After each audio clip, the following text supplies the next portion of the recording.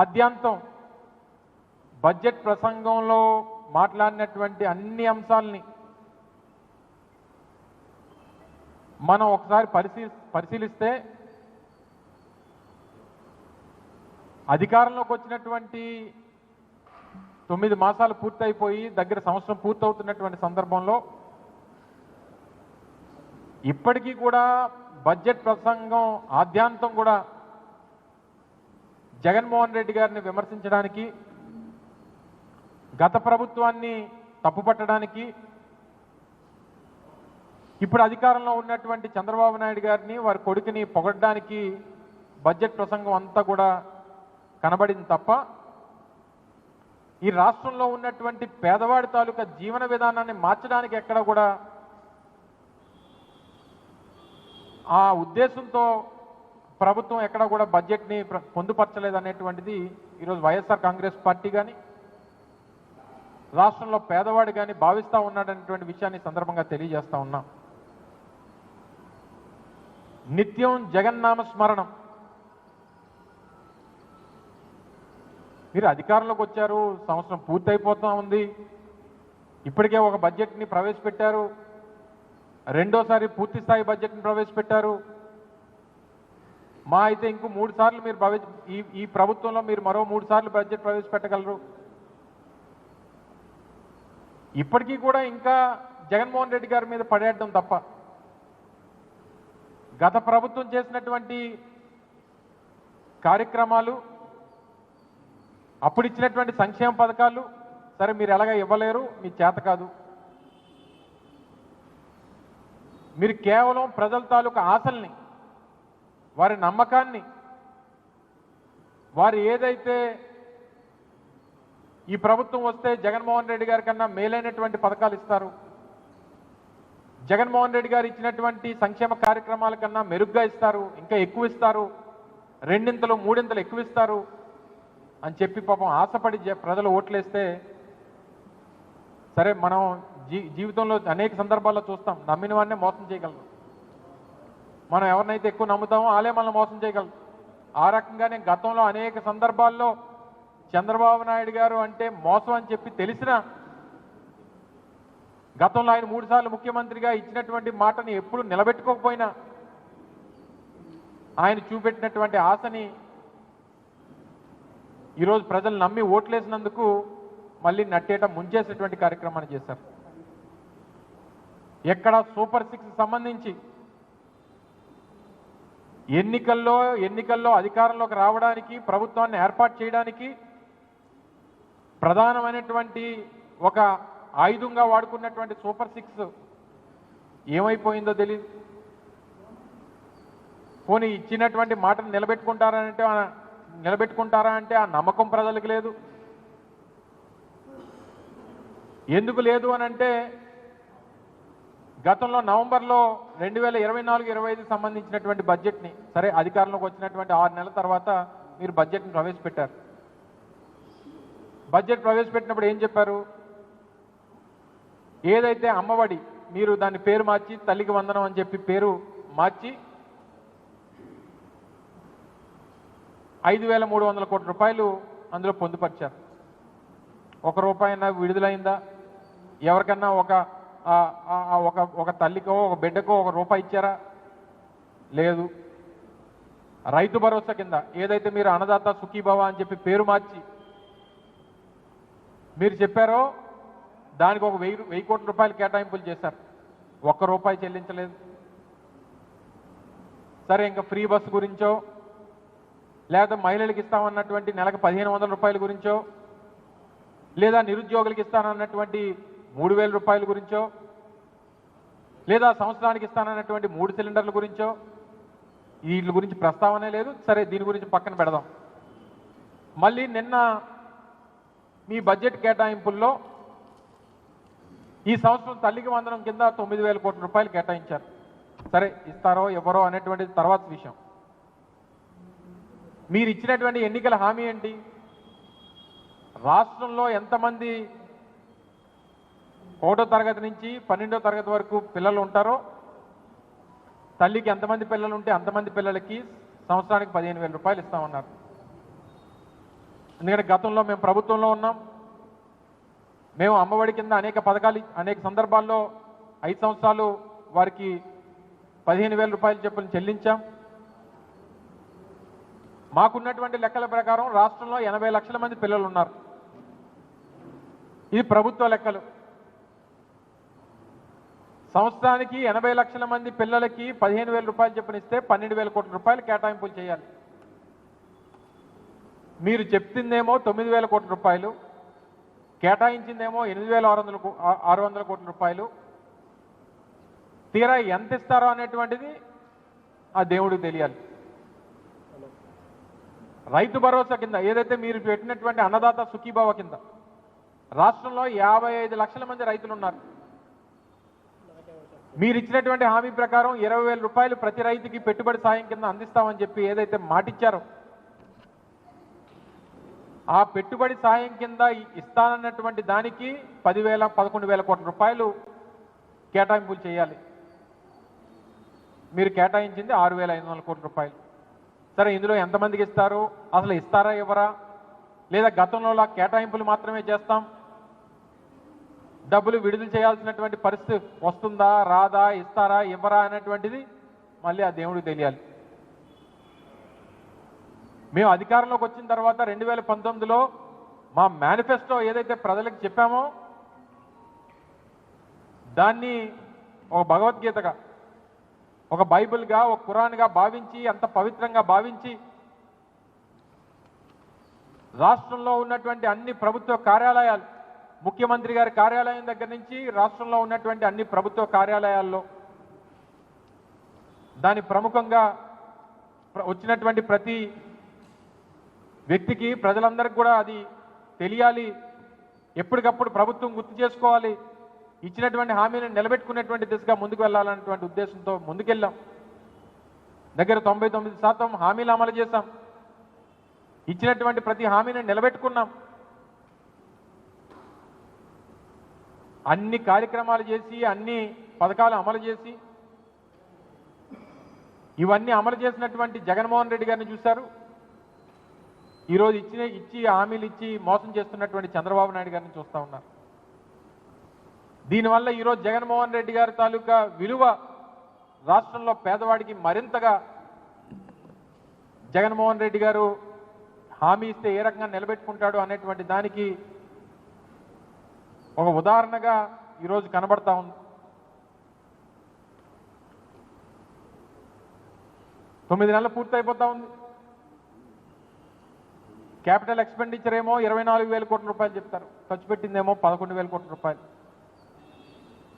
ఈరోజు కేంద్రంలో ఉన్నటువంటి ప్రభుత్వం, సంకీర్ణ ప్రభుత్వం ఈరోజు మీ మద్దతు ద్వారా నడుస్తూ ఉంది. కేంద్రం నుంచి రావాల్సినటువంటి డబ్బు కూడా దగ్గర 22,000 కోట్లు 23,000 కోట్ల రూపాయలు వస్తాయి ఈ సంవత్సరానికి అని చెప్పని అన్నారు. వచ్చింది 12,000 కోట్ల రూపాయలు. జగన్మోహన్ రెడ్డి గారి ప్రభుత్వం మీద, గత ప్రభుత్వ పాలన మీద ఎన్నికల ప్రచారంలో గతంలో మేము అధికారంలో ఉన్నప్పుడు తప్పుడు ప్రచారాలు చేసి 15 లక్షల కోట్లు, 14 లక్షల కోట్లు, 13 లక్షల కోట్లు, 10 లక్షల కోట్లు జగన్మోహన్ రెడ్డి గారు అప్పులు చేశారని చెప్పి ప్రజల్ని నమ్మించి మోసం చేసి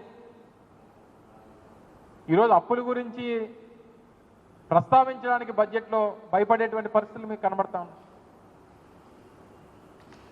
ఈ రాష్ట్రంలో గతంలో ప్రభుత్వం మేము అధికారంలో ఉన్నప్పుడు ఈ రాష్ట్ర ప్రజలకి మంచి చేయడం కోసం, సంక్షేమాన్ని అందించడం కోసం గత 5 సంవత్సరాల్లో కోవిడ్ కష్టకాలంతో సహా ప్రపంచవ్యాప్తంగా ఉన్నటువంటి ఆర్థికపరమైనటువంటి ఇబ్బందులను ఎదుర్కొన్నటువంటి సందర్భంలో ఏ రోజు సంక్షేమం అనేటువంటిది ఆగలేదు ఈ రాష్ట్రంలో. 5 ఏళ్లలో మేము చేసినటువంటి అప్పు రామారామి నాకు తెలిసి 3,95,000, 3,90,000 కోట్ల రూపాయలు. అప్పటికే 2019 సంవత్సరానికి మేము అధికారంలోకి వచ్చేటటువంటి సమయానికి చంద్రబాబు నాయుడు గారు అప్పచెప్పింది మరో 3 లక్షల కోట్ల రూపాయలు. మొత్తం మీద మేము మొన్న అధికారంలోంచి పోయేటువంటి సమయానికి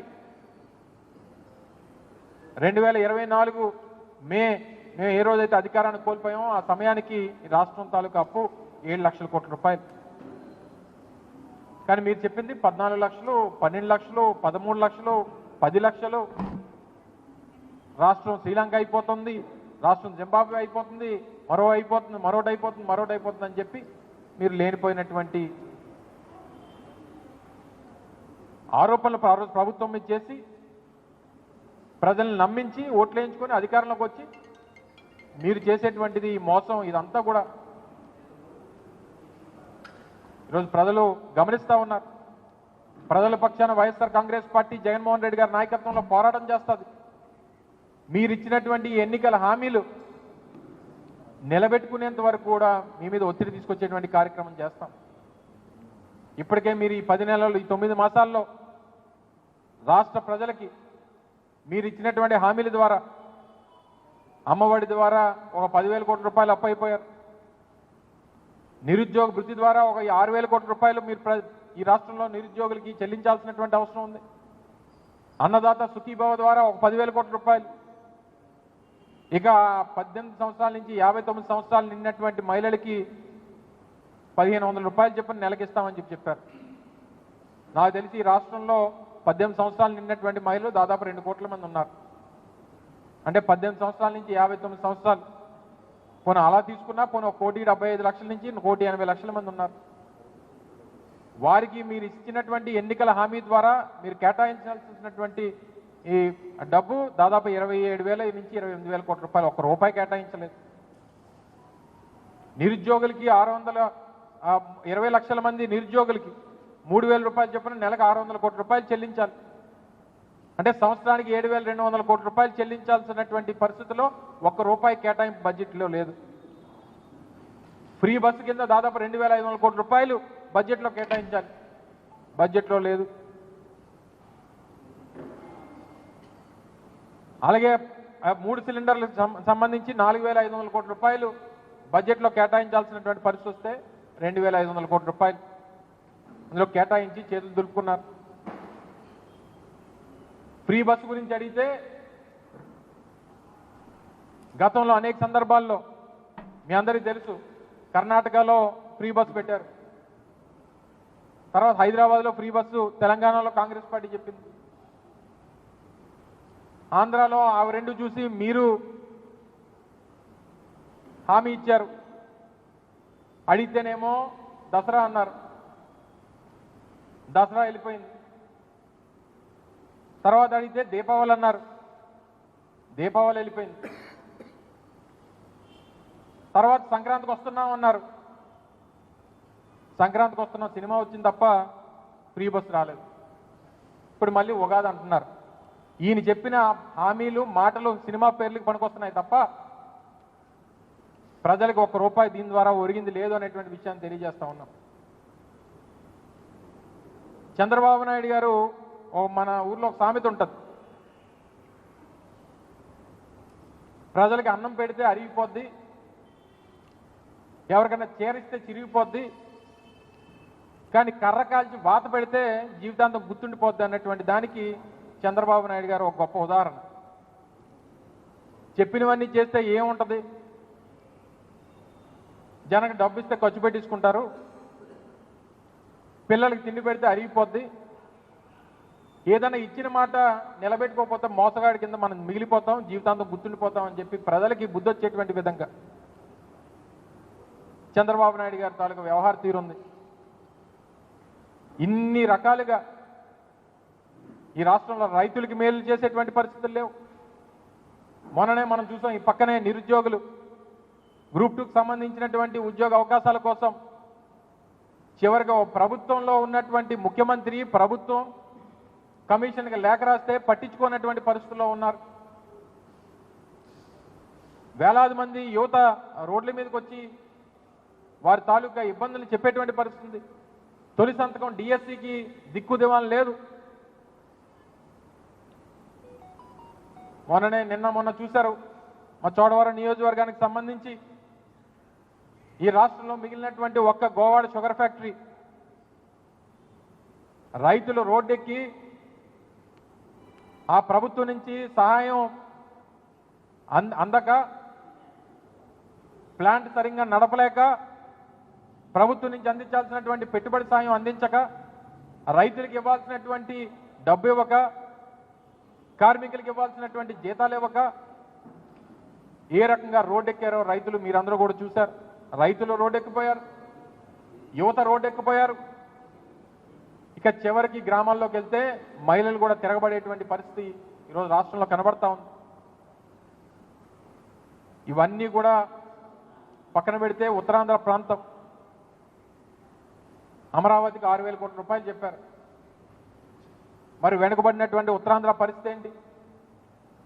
వెనుకబడినటువంటి రాయలసీమ పరిస్థితి ఏంటి?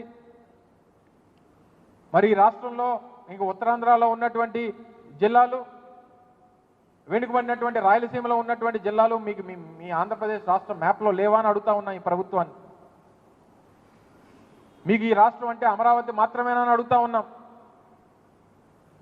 అమరావతి కోసం మీ సంపద సృష్టించుకోవడమేనా అని అడుగుతా ఉన్నాం.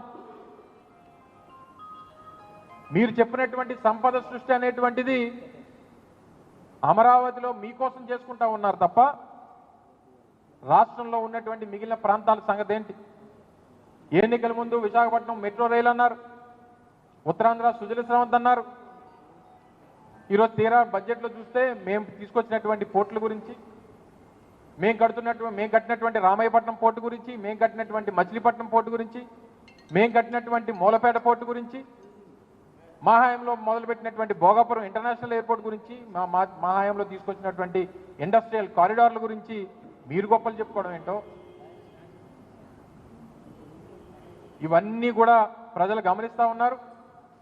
ప్రజల పక్షాన వైఎస్ఆర్ కాంగ్రెస్ పార్టీ జగన్మోహన్ రెడ్డి గారి నాయకత్వంలో ప్రజల మధ్య ఇప్పటికే అనేక ఉద్యమ కార్యక్రమాలు రూపొందించాం. గతంలో రైతుల పక్షాన పోరాటం చేశాం. కరెంటు ఛార్జీలు పెద్ద ఎత్తున పెంచేసి 15,000 కోట్ల రూపాయల భారాన్ని రాష్ట్రంలో పేదవాడి మీద వేసేటువంటి పరిస్థితులు చూస్తూ ఉన్నాం.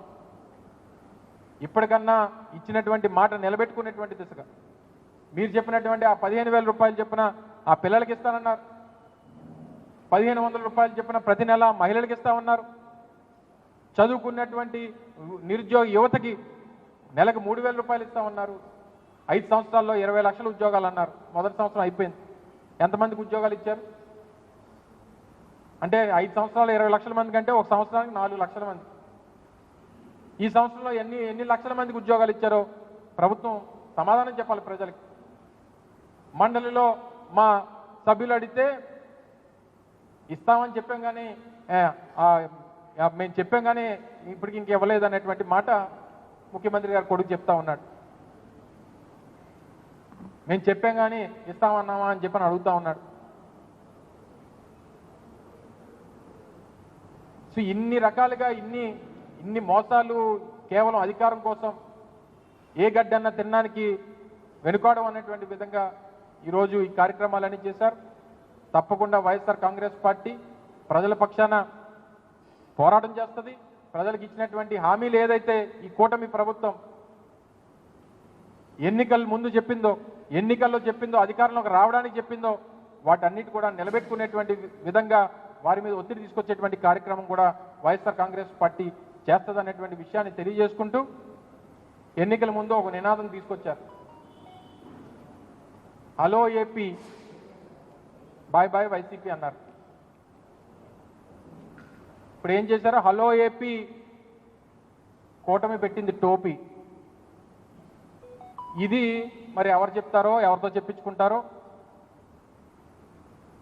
ప్రజలు అనుకున్నటువంటి మాట ఇది.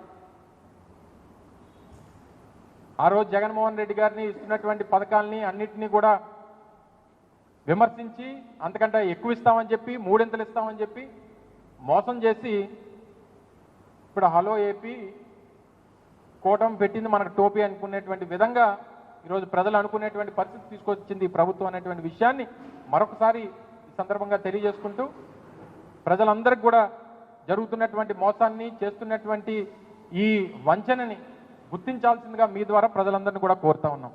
Thank you.